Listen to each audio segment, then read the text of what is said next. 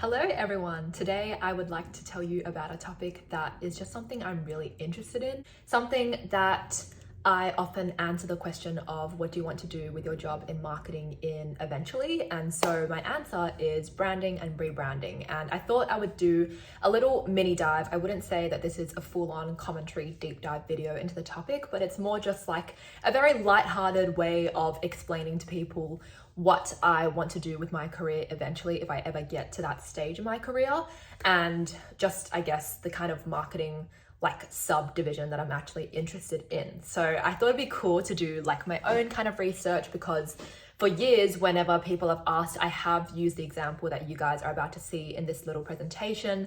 And so I thought, why not actually do some more research as to like the in-depth analysis of why this example is a good one for branding and rebranding. So let's get started. When I was in uni, I actually had branding as one of my top subjects. The other top one was internship, which was honestly just my internship boss just signing off and basically saying that I did fine. So I don't really count that one. The one that I actually tried the hardest in was branding. And I basically did well because there was this presentation component where you could basically choose whatever company and just talk about their branding. And I chose Glassons, an Aussie fashion brand, because I actually love shopping there. And it was just the most like girly thing ever. But I did well in that assignment because I think probably my passion honestly showed through.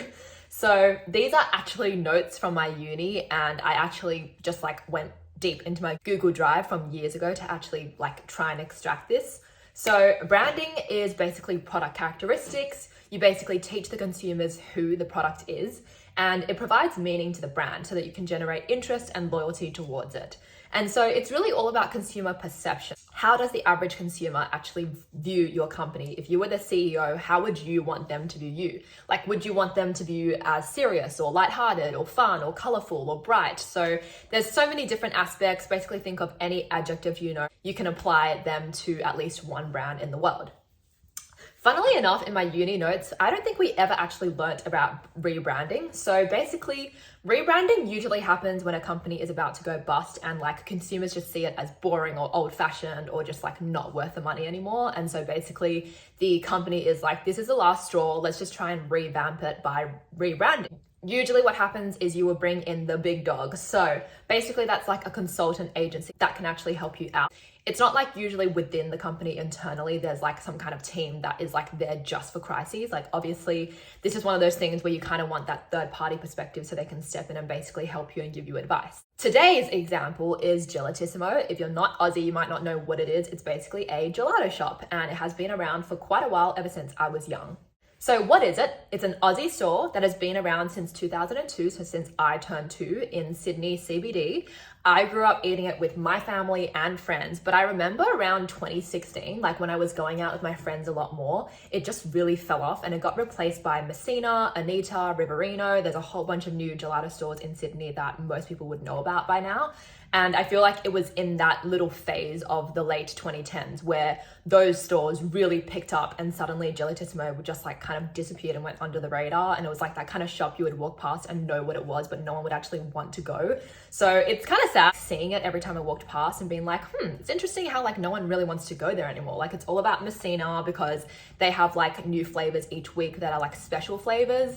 And then Anita, one of the first stores, was near my uni, so I would go there during uni time. And then Riverino was also in very like populated areas, so then that would be a nice place to kind of walk to, especially because I think they had nice locations, like the Barangaroo one is near the water. So that kind of thing obviously made Gelatissimo kind of basically just slip under. It still existed, but it was kind of just like there. It wasn't really anything that anyone said they would like to visit. Here is what the old logo and just the shop in general looked like of Gelatissimo. You can see that it has the very like Italian colors to show that it was like very authentic Italian gelato. I feel like I look at that and I think it belongs in, say, like Leichhardt, which is basically like a suburb in Sydney that is known for having a lot of Italian shops and stuff. And yeah, I just like would kind of look at that and almost think maybe it has like 5 branches max, but I wouldn't expect it to have anything more than that. But it's just like it was so prominent in Australia, and there were actually a lot more shops than just 5. But I think it's just me looking at the way that it has been colored and decorated. It just makes me think like, yeah, like they seem successful enough, but not like a huge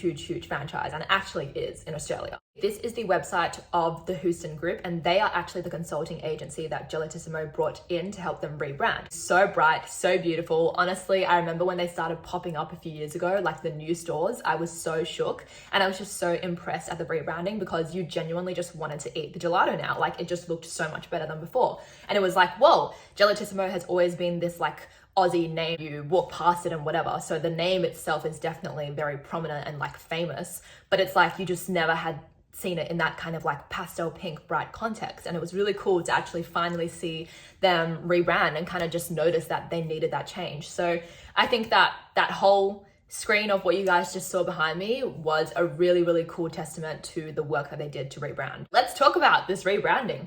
So the actions that they took. I have a quote from Braden Lord, the CEO at the moment. He said, "Our refreshed brand look and feel brings all we stand for to life, truly represents our brand's flavor-obsessed proposition. Our new logo is fun and fresh. Colors evoke the taste and flavors of gelato. Customers can walk in-store or enjoy gelato at home and immediately share the magic in a fun and engaging way." And I think that actually does encapsulate it. Like I know it's a lot of descriptive words, but I think it actually is true. Like it genuinely does evoke that feeling of like fun and summer and happiness. They have a soft strawberry, tangerine, and lavender color palette. So that's just a fancy way of saying that now it's pink, orange, and purple kind of coloring. And then the font is actually inspired by gelato scoops. So it's actually like a very kind of curvy font now. Carl DeRate, who is the senior account director at Houston Group, said, "We needed to establish a creative launchpad that talked to elevated experiences, celebrated the freshest of ingredients and flavors, presented eye-catching packaging, and provided an immersive customer experience through innovative store design." So basically saying packaging needed to be better, the look and the aesthetic needed to be better, and these stores needed to be better. So I think, again, they did a great job. Obviously, from this video so far, you can tell that I really like this rebranding. Otherwise, I wouldn't have used them as an example. Another thing I got from, I think, a news anchor website was they said that the store refurbishing has new wooden panels, wavy details, creamy pastel color palette, and neon. So obviously when you walk into the store itself or when you see the store around, you can just imagine like the color everywhere, the lights everywhere, like everything just looking a lot more brighter and fresher. And so the one that I can think of at the moment that is nearest to my place is not an actual walk-in store. It's just one of those like kiosk ones in the middle of a center. And I walk past it pretty often, and it does definitely look very bright. It's very eye-catching. I think it was also the first one that I like noticed when they first started to reopen them. And I think it just looks great. It definitely makes you think to yourself, like, this would be just so nice on like a very nice summer afternoon.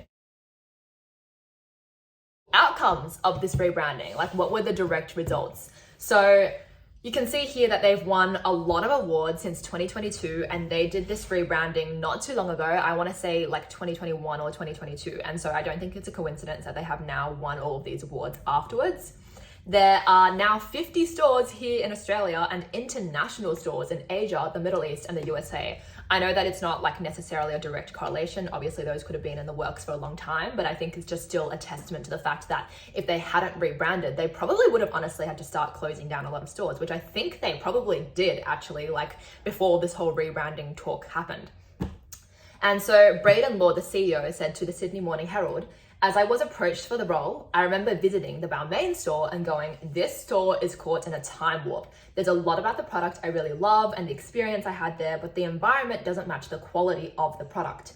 Now we've done a refresh on that store. The franchisee's wrapped. It's remarkable. We're likely to get 50% growth in customer numbers since the refurbishment." So that is amazing. Like obviously, growing your customer base by 50%, all from a rebranding, where I think most people who don't really know much about marketing might not even think that that's an option in the first place, is just so cool. I think that that's such a great result.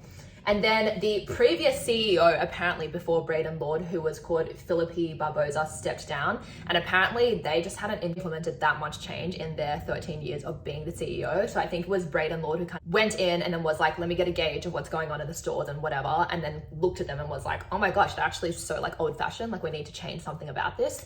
So I think he did a great job. According to Inside Retail, which is like a news publishing article about retail stores, they said 80% of the network had the rebranding as of of July. So at my time of filming this at the moment, that's only 4 months ago. I think it's been really good just seeing how Gelatissimo has really just seemed to thrive. Like every time I walk past my local one, I always see at least one person there buying an ice cream, and I just feel like that is so much better compared to when I was in high school and I was just seeing it die like literally before my eyes and just like no one going in. I hope you learned something today. I hope that this was just a little mini dive. Again, you can see how I didn't do like a full-on deep dive, especially because I guess it's an Aussie brand. There's not as much like evidence and info as it would be for like a massive international brand. But I think it's still a really simple example to use when I'm explaining this topic as to like what I actually want to do in the future with my marketing career. So I think it's just a really interesting case study, and I think they just did a good job all around. Like you literally can't look at the before and after and think to yourself, oh, the before was better. Like genuinely the after is so good. I just wanted to do this little